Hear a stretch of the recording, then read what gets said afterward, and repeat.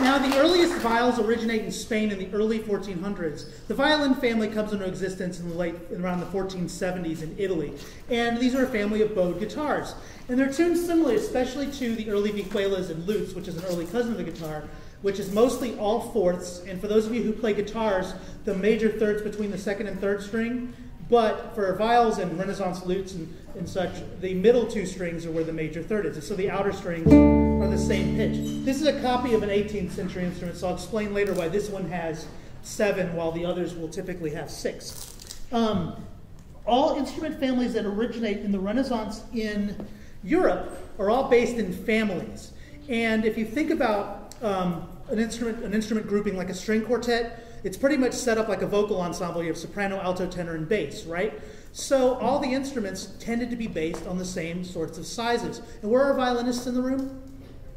Okay, the instrument in the viol family that plays in the same register as you is the treble viol, and that's this little guy here. Isn't it cute?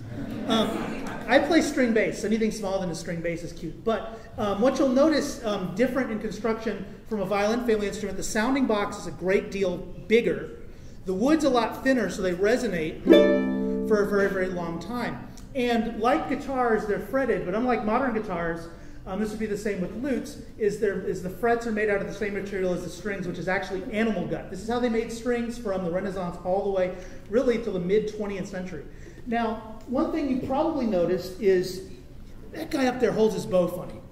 If I was holding a Baroque violin bow, your grip would look like this, because the bow is actually bowed outwards. They use heat to do that when they make bows. But for viols, we actually play with what we call an underhand bow grip, which might mean we're an underhanded group of people, but that actually allows us to loosen and tighten the hair as we play. And you're like going, why on earth would I want to do that? Well, except for dance music, all instrumental music was based on vocal models.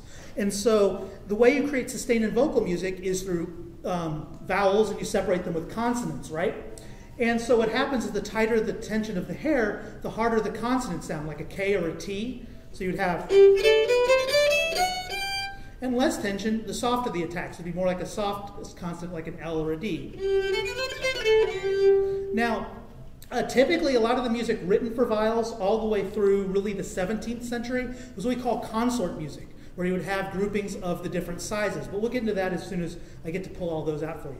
But there are several different styles of pieces written for these instruments, and the first is, that I'm going to play for you, is what we call a division style piece. And you're like, when did math class get involved here?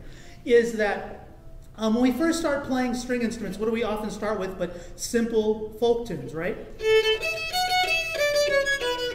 And then we do variations on them, right? Well, they used the term divisions in the Renaissance because you were cutting note values into smaller and faster ones. And typically, they were improvised. And this piece I'm going to play for you is a series of divisions on a Pavane de la Guerre. And a Pavane is a slow dance from the Renaissance and early Baroque that's in 2, usually slow, but the de la Guerre part means of a war. So it's what we call a battle pavane. So it's going to be kind of rhythmic features that make it sound like the way people communicated across battlefields. And how do they do that? With trumpet calls and drum hits.